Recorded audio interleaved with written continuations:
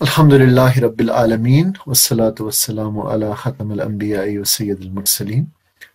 ہماری اس فہم قرآن کلاس کا موضوع ہے توبہ و استغفار کرنے کے فوائد، اور ہم توبہ و استغفار کے بارے میں کچھ آیات مبارکہ اور احادیث مبارکہ کا مطالعہ کریں گے۔ سورہ نوح کی آیات آپ کے سامنے ہیں۔ اعوذ باللہ من الشیطان الرجیم، بسم اللہ الرحمن الرحیم۔ نوح علیہ السلام کی زبانی یہ کہلوایا جا رہا ہے جب انہوں نے اپنی قوم کو دعوت دیتے ہوئے یہ بات کہی تھی، فَقُلْتُ اسْتَغْفِرُوا رَبَّكُمْ،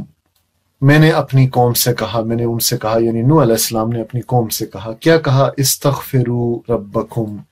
اپنے رب سے معافی مانگو، انہ کان غفارا، بے شک وہ بڑا معاف کرنے والا ہے، یرسل السماء علیکم مدرارا، وہ آسمان سے تم پر خوب بارشیں برسائے گا، وَيُمْدِدْكُمْ بِأَمْوَالٍ وَبَنِينَ، اور تمہیں مال اور اولاد سے نوازے گا، وَيَجْعَلْ لَكُمْ جَنَّاتٍ، اور تمہارے لیے باغ پیدا کرے گا، وَيَجْعَلْ لَكُمْ أَنْهَارًا، اور تمہارے لیے نہریں جاری کر دے گا۔ دیکھیں استغفار کرنے کے فوائد سیدنا نوح علیہ السلام کی زبانی گنوائے جا رہے ہیں۔ آسمان سے خوب بارشوں کا برسنا، مال اور اولاد سے نوازا جانا، باغات کا پیدا کیا جانا، اور نہروں کا جاری کیا جانا، یہ سب کس صلے میں؟ استغفروا ربکم، اپنے رب سے معافی مانگو، استغفار کرو۔ کتنا آسان ہے استغفار کرنا، استغفر اللہ استغفر اللہ استغفر اللہ۔ سورہ ہود میں ہمیں یہ تذکرہ ملتا ہے، وَأَنِ اسْتَغْفِرُوا رَبَّكُمْ، اور یہ کہ تم اپنے رب سے معافی چاہو، یعنی استغفار کرو، ثُمَّ تُوبُوا إِلَيْهِ، اور اس کی طرف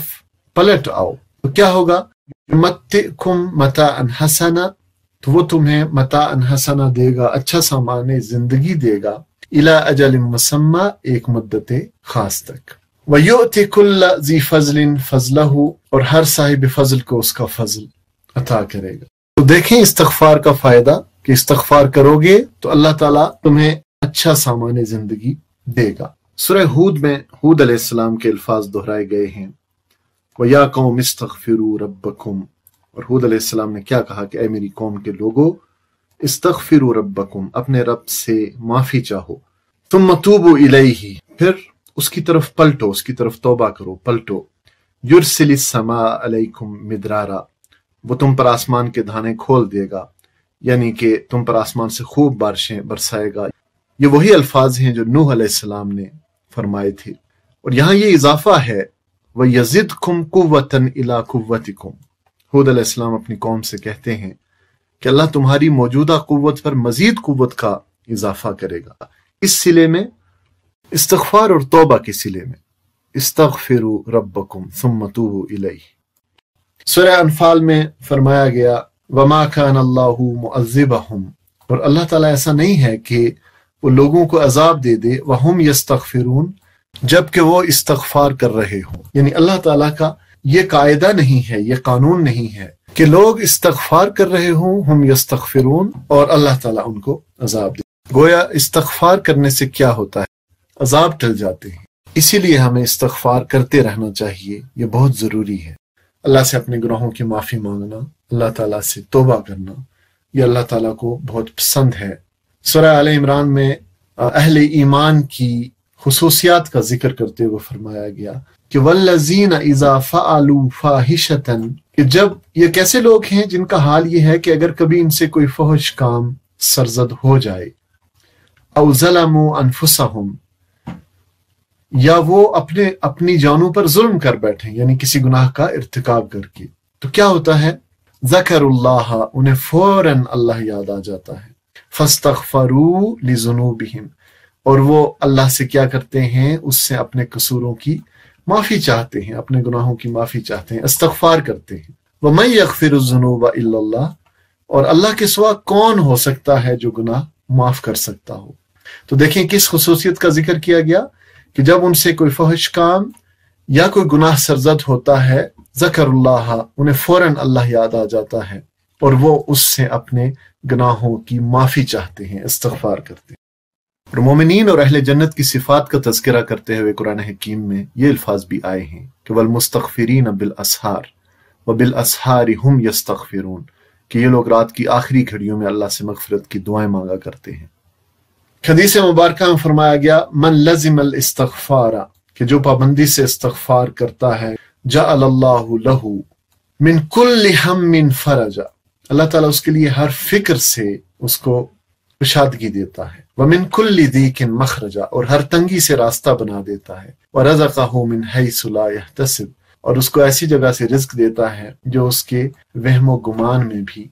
نہیں ہوتی۔ اگرچہ یہ حدیث ضعیف ہے کیونکہ اس میں ایک راوی مجہول ہیں، لیکن بڑے بڑے علماء نے، مثلا شیخ ابن باز رحمہ اللہ، انہوں نے بھی استغفار کے باب میں اس حدیث کو نقل کیا ہے کیونکہ یہ بہت ساری آیات اور احادیث کی تائید کرتی ہے۔ مثلا سورہ طلاق میں فرمایا وَمَن يَتَّقِ اللَّهَ يَجْعَل لَّهُ مَخْرَجًا، کہ جو کوئی اللہ سے ڈرتے ہوئے کام کرے گا، اللہ اس کے لیے مشکلات سے نکلنے کا کوئی راستہ پیدا کر دے گا، وَيَرْزُقْهُ مِنْ حَيْثُ لَا يَحْتَسِبُ، اور اسے ایسے راستے سے رزق دے گا جدھر اس کا گمان بھی نہ جاتا ہو۔ سورہ مائدہ میں فرمایا گیا کہ افلا یتوبون الی اللہ، پھر کیا یہ لوگ اللہ سے توبہ نہ کریں گے، ویستغفرونہ، اور اس سے معافی نہ مانگیں گے، واللہ غفور الرحیم، اور اللہ تعالیٰ بہت درگزر فرمانے والا اور رحم فرمانے والا ہے۔ اسی لیے اللہ سے توبہ کرنی چاہیے اور استغفار کرتے رہنا چاہیے۔ چند ہی تو کلمات ہیں، استغفر اللہ استغفر اللہ استغفر اللہ۔ ایک اور حدیث مبارکہ آپ کے سامنے ہے، نبی صلی اللہ علیہ وسلم نے فرمایا کل بنی آدم خطاء، کہ تمام بنی آدم یعنی سارے انسان کیا ہیں، خطاء ہیں، گناہ گار ہیں، وخیر الخطائین التوابون، اور بہترین گناہ گار وہ ہیں جو توبہ کرنے والے ہیں۔ غلطی تو آدم علیہ السلام سے بھی ہوئی تھی اور غلطی شیطان سے بھی ہوئی تھی، لیکن فرق کیا تھا کہ شیطان نے اپنی غلطی پر اصرار کیا، اس نے غلطی کو مانا نہیں اور اس نے توبہ نہیں کی، بلکہ وہ اکڑ گیا،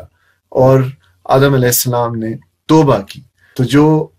شیوہ انبیاء ہے، جو سیدنا آدم علیہ السلام کا شیوہ ہے، وہ توبہ کرنا ہے اور اللہ کی طرف رجوع کرنا ہے، اللہ سے معافی مانگنا ہے۔ خود نبی صلی اللہ علیہ وآلہ وسلم نے کیا فرمایا کہ واللہ انی لاستغفر اللہ واتوب الیہ فی اليوم اکثر من 70 مرہ، کہ خدا کی قسم میں دن میں 70 دفعہ سے بھی زیادہ اللہ تعالیٰ کے حضور میں توبہ و استغفار کرتا ہوں۔ اور ایک دوسری روایت میں آیا ہے فإنی اتوب فی اليوم الیہ 100 مرہ، کہ میں 100 مرتبہ روزانہ اللہ کے حضور استغفار کرتا ہوں، توبہ کرتا ہوں۔ اس لیے تم بھی فرمایا کیا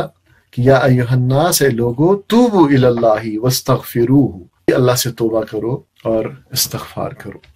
یوں تو آسان ہے استغفر اللہ، لیکن ہمیں کچھ خاص کلمات بھی ملتے ہیں جو بہت اہم ہیں۔ مثلا نبی صلی اللہ علیہ وسلم نے فرمایا کہ من قال، جس نے کہا استغفر اللہ الذی لا الہ الا هو الحی القیوم واتوب الیہ غفر لہ وان کان فر من زحف، کہ جو کوئی یہ کہے کہ میں اللہ تعالیٰ سے بخشش طلب کرتا ہوں، استغفر اللہ الذی لا الہ الا ہو، جس کے سوا کوئی معبود، کوئی الہ نہیں ہے، الحی القیوم، وہ زندہ ہے اور قائم رہنے والا ہے، واتوب الیہ، اور میں اسی سے توبہ کرتا ہوں،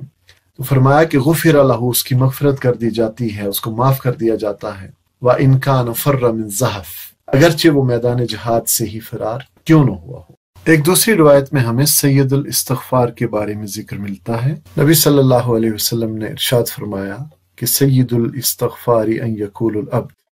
کہ سید الاستغفار یہ ہے کہ بندہ یہ کہے اللہم انت ربی، کہ اے اللہ تو ہی میرا رب ہے، لا الہ الا انت، تیرے سوا کوئی الہ نہیں، کوئی معبود نہیں،